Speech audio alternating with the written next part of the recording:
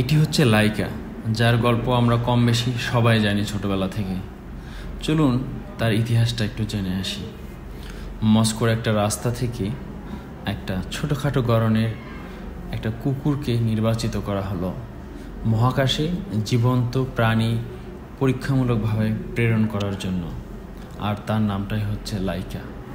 লাইকাকে নির্বাচিত করার পিছনে যে কারণগুলো ছিল তার মধ্যে একটা ছিল, লাইকা ছিল খুব শান্ত স্বভাবের, 6 কেজি ওজনের ছোটোখাটো গড়নের। এই লাইকাকে পরবর্তীতে প্রস্তুত করা হয় মহাকাশে প্রেরণ করার জন্য, বিভিন্ন মডিফিকেশন করা হয় তার লাইফস্টাইলে, বিরূপ পরিবেশে কিভাবে সারভাইভ করানো যায় এইসবের জন্য। অবশেষে দিনটা আসলো 1957 সালের 3 নভেম্বর। তৎকালীন সোভিয়েত ইউনিয়নের স্পুতনিক 2-তে করে বিশ্বে প্রথমবারের মতো জীবন্ত প্রাণী হিসেবে লাইকাকে প্রেরণ করা হলো। উন্মোচিত হলো বিজ্ঞানের ক্ষেত্রে এক নবদিগন্তের। কিন্তু কি হয়েছিল লাইকার, সেই গল্প কি আমরা জানি? সে গল্প কি জানার চেষ্টা করেছি কেউ কখনো? টেক অফ করার সাথে সাথেই লাইকার হার্ট রেট 3 গুণেরও বেশি বাড়তে থাকে। প্রদক্ষিণ করার সাথে সাথেই চেম্বারের তীব্রতা বাড়তে থাকে হু হু করে।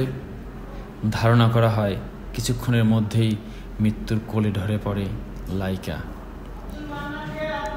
পরবর্তীতে 1958 সালের 14 এপ্রিল স্পুতনিক 2 যখন পৃথিবীর কক্ষপথে ফিরে আসে, ধ্বংস হয়। মানবজাতি বেদনার্ত হয় লাইকার শোকে।